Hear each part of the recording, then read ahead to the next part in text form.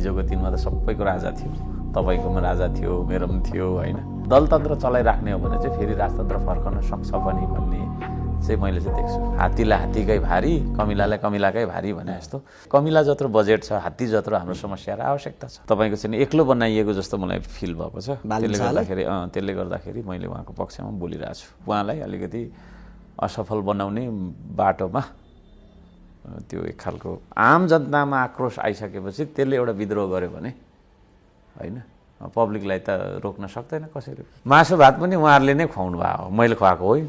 मासु भात खानु जाँदै रहेछ त्यो भन्ने किसिमले कसैले भनिदियो भने त अरे म त खानै नपाएर गएको हो त भन्ने खालको एउटा सोच आयो भने त त्यो मान्छे पनि स्टप हुन्छ कि। अभिभावकको खाँचो छ भने अभिभावक भनेको चाहिँ निष्पक्ष हुन्छ। अब बालनजीले के लेख्नुभयो भन्ने बारेमा त मैले बोल्नु मिल्दैन होइन, उहाँको त्यो आफ्नो उहाँलाई नै सोध्ने कुरा हो। त्यो काम गर्दै गरेको मान्छेलाई गलत्याएर निकालिदिने, निलम्बनमा परेकोलाई जबरजस्ती भुलाइदिने, हामी भनेको त जनताको प्रतिनिधि हो होइन। उहाँहरूले डेलिभर गरेको कुरा हामी त पाइप मात्रै हो क्या, पुग्ने त जनतामै हो। अहिले राष्ट्रपति हुनुहुन्छ, राष्ट्रपति पनि दलको हुनु भएन। गाली गर्ने मान्छेलाई पनि के अरे धन्यवाद दिनुपर्छ। अब म आफै आगो निभाउनु जान्छु, गल्ती चाहिँ मैले कहाँ गरेँ त? बेल्चा बोक्नु गल्ती गरेँ कि आगो निभाउनु गल्ती गरेँ कि? पहिलो मेरो चाहिँ नि के अरे काठमाडौँ के अरे सिंहदरबार प्रवेशमै मैले गाग्री लिएर आएको हो त, धाएको हो नि, मैले फोन गरेको हो नि, बोलाएको हो नि त।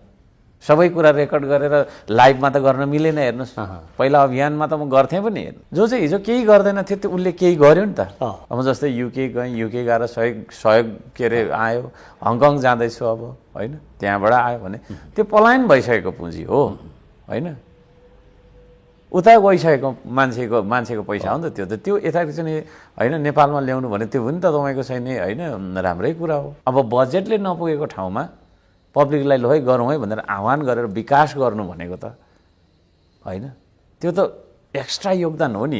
बालनजीमा पनि उहाँ पनि मान्छे नै हो, उहाँले पनि सहयोगको अपेक्षा गर्नु होला भन्यो होला होइन।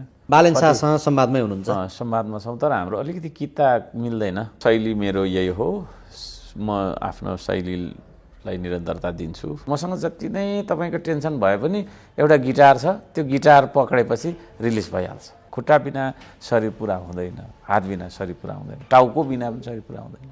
अब टाउको मात्रै छ, हात छैन भने होइन, टाउकोमा लागेको फोहोर केले तपाईँको सफा गर्ने? हेर्नु न, टसलले गर्दाखेरि अब चेक काटिएन, स्यालेरी गएन, अनि पर्ने भनेको त तपाईँको चाहिँ नि तलकै मान्छेलाई पर्छ। मैले एउटा सानो उदाहरण त्यो दिएको। कतिले मलाई त्यही भन्छ त, मैले स्टन्ट मचाएर काम गरेर विश्व रेकर्ड राखेँ, त उहाँहरूले पनि एउटा राख्नु होइन। करोड त भन्दिनँ, तर लाखौँ मान्छेलाई अहिलेसम्म ढुङ्गा पकाइसकेँ। त्यस्तो स्टन्ट गर्नु, स्टन्ट गर्दा विकास हुन्छ भने किन नगरेको त्यो स्टन्ट? गन्तव्यसम्म पुर्याउनु छ, मर्निङ वाक गराउनु छैन जनतालाई। मर्निङ वाक चाहिँ जहाँ घुम्दा पनि भयो नि त, ट्रेडमिलमै हिँडिराख्दा पनि भयो। 2 घन्टाको भाषण र 2 मिनटको गीतमा त्यो गीतले नै सब थोक भन्छ, त्यो त्यति कन्सन्ट्रेटेड कुरा रहेछ। मनोरञ्जन पनि भयो। बालनजीले पनि 1-2वटा ऱ्याप फेरि बनाउनुपर्छ। मेरो आफ्नो कर्तव्य म पुरा गर्छु क्या। मन्त्रीज्यूले भेटे पनि नभेटे पनि, भेटेन भने उहाँको अफिसमा राखिदिन्छु म त जान्छु। अनि त्यसपछि भोलिको दिनमा हर्क साम्पाङ आउँदै आएन, त्यसले गर्दा हामीले बजेटै नदिएको भनेर भन्नु नपाओस् भन्ने हो क्या मेरो। अनि अधिकार पाउनलाई तपाईँले मलाई नमस्ते गर्नुपर्छ र मैले मेरो काम गरेँ कि गरिनँ इमान्दार भएर भन्ने कुरा हो। भोलि धराने जनताले पनि बजेट बन्ने बेलामा हाम्रो मेयर किन गएन त्यहाँ भनेर नभनोस्।